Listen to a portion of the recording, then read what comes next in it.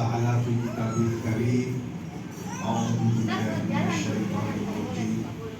Washkuru ni'matallahi in kuntum iyyahu ta'budun.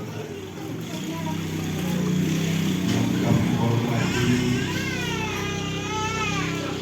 sesepuh kita, penguasa wilayah ini, Bapak RW, Bapak Ustadz Asif.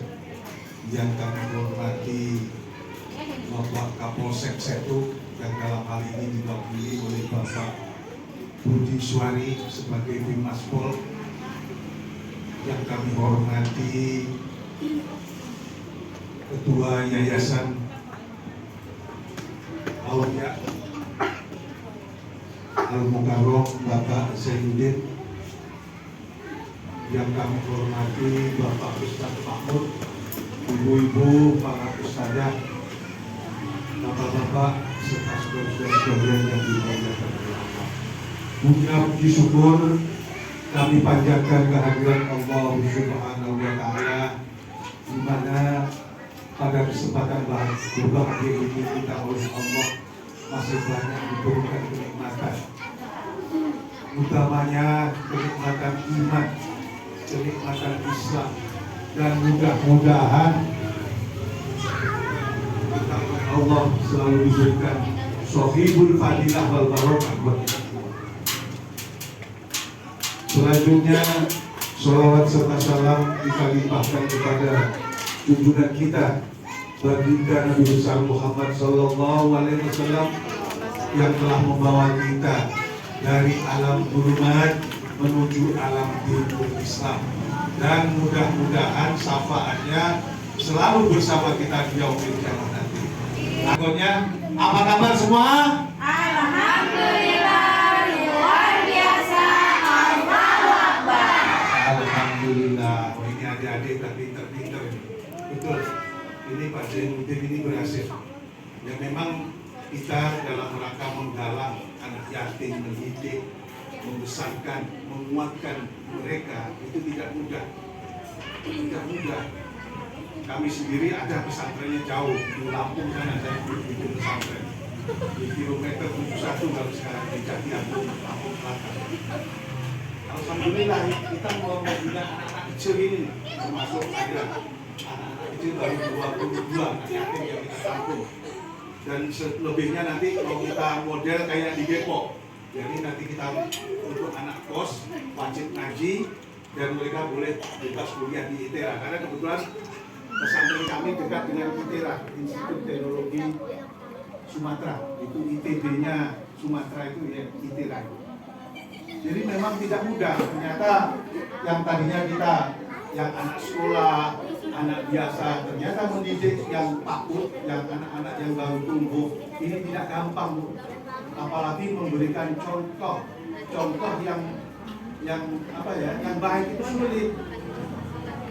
Ya begitulah. Membina anak-anak itu sangat sulit, makanya perlu kesabaran, perlu kebijaksanaan, perlu penguatan, perlu kuat mental kita untuk mendidik anak-anak kita biar menjadi anak-anak yang tangguh. Karena apa? Karena anak-anak ini kan sekarang disebut dengan milenial. Nah, milenial ini gangguannya adalah di komunikasi, yaitu HP. Sekarang banyak itu game-game. Saya kemarin dengar di Bekasi ini ada dikasih beli uang mamanya 1 juta hanya buat top up game di HP. Iya. Yang saya heran begitu tukang HP-nya itu begitu ada anak kecil bawa uang 1 juta top up game diberikan. Akhirnya ya konsultasi dengan kami, lapor aja polisi biar ada win-win solution. Lapor kalau di sini lapor Pak Budi, ya itu makanya sangat sulit membina milenial ini, apalagi di sini ada anak yatim ya, anak yatim itu harus kita muliakan. Kalau mereka mulia, insya Allah kita pasti mulia. Suatu jamaah azubah ada pesta, apabila anak yatim ikut makan di situ, maka makanannya adalah seakan-akan makanan di surga. Ini kemuliaan anak yatim. Oleh karena itu, makanya Pak Zainuddin ini saya kenal beliau itu di FPK, Bu. Kebetulan saya ketua forum pembaharuan kebangsaan Kabupaten Bekasi waktu itu. zamannya Pak Saharudin sampai ke nenek Pak Zainuddin ini FPK Setu, waktu kita membentuk FPK di kecamatan seluruh Kabupaten Bekasi, nah ketemu dengan Pak Zainuddin. Dan Pak Zainuddin yang memang aktivitasnya sebagai wartawan itu sangat mobil, sangat kemana-mana, sehingga untuk yayasan ini kalau nggak salah ketauladanan apapun yang ada dalam diri Rasulullah itu harus kita contoh. Bagaimana makannya, bagaimana cara bergaulnya, bagaimana cara beristrinya, bagaimana cara merawat anaknya, dan lain sebagainya. Sehingga kehidupan, dimensi kehidupan apapun itu perlu kita contoh. Ibu-ibu, bapak-bapak, serta saudara-saudara sekalian yang dimuliakan oleh Allah, bahwasanya Rasulullah ini juga punya mukjizat. Nah ini kadang-kadang jarang dikemukakan. Mukjizat Rasulullah yang pertama adalah apa? Apa? Anak-anak sudah diajarin belum?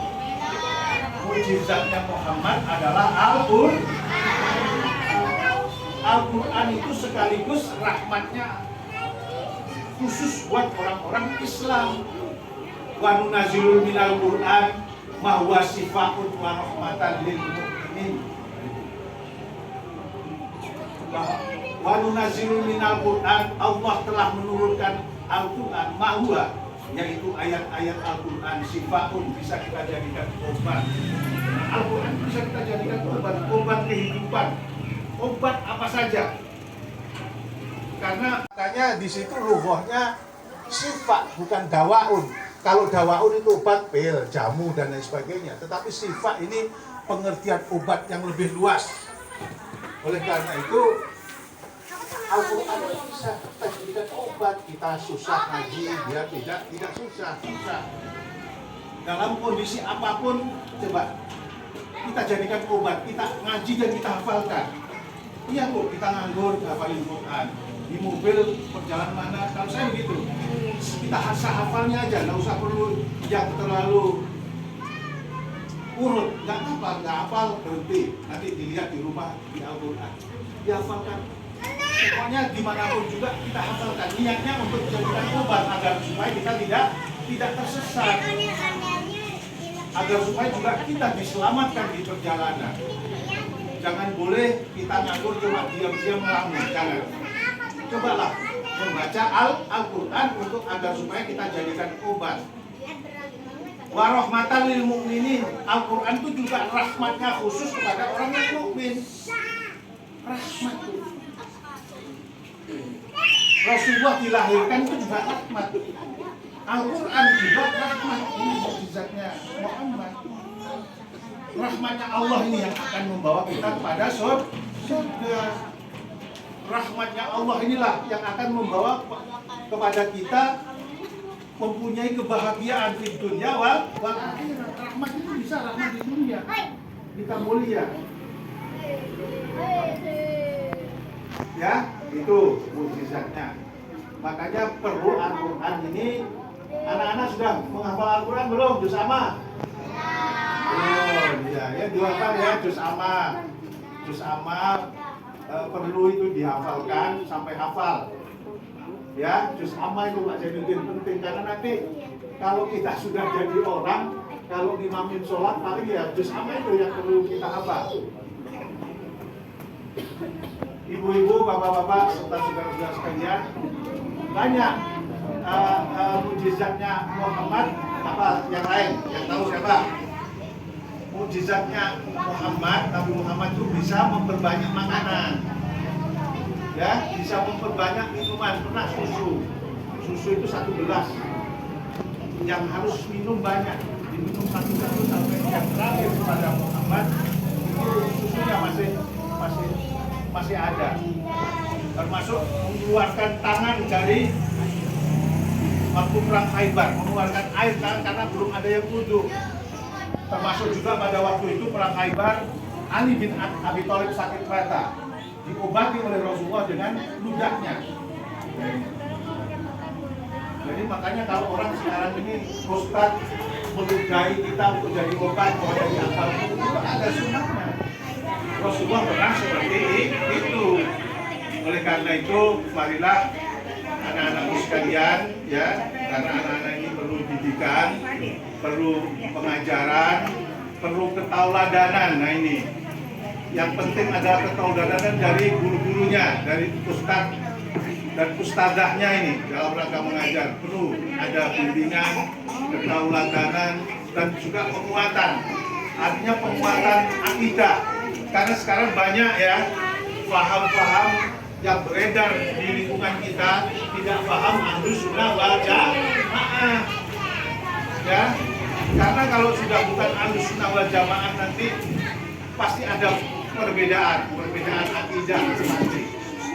Ya, kalau akidahnya bukan Al-Asy'ariyah dan Al-Maturidiyah dan bukan Arba'ul Madzhab, maka diperiksa ulang. Ibu mau menyekolahkan di mana?